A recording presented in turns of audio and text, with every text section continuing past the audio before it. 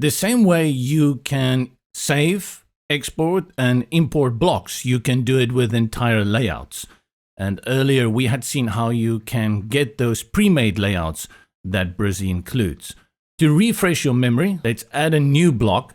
And then here in the block manager, you will see layouts on the left. And this is where you can import all these pre-made layouts.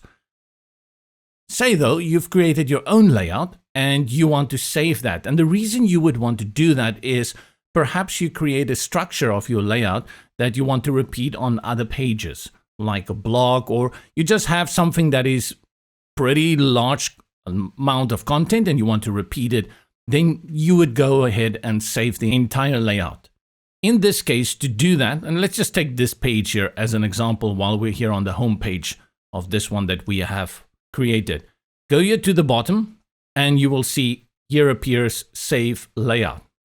That is similar to Save Block. Now we're just saving the entire page with all the different components. And depending on the amount of content that you have on that page, the save layout may take some time, but that was pretty quick. To find this layout, go to your block manager and then under saved, you're going to see only that block we had previously saved. But notice here in the sidebar on the left, this is where you can select between the blocks and layouts. So if I click on the layouts, we expect to see that one we had just saved. And similar to the blocks, you can click now on it, and that will load this entire layout under the current layout we already have, which is completely nonsensical. Or you can delete it if you decide you don't want to have it here anymore, it's not needed. Or like before, you can click here on the download button. That's going to download it as a zip file.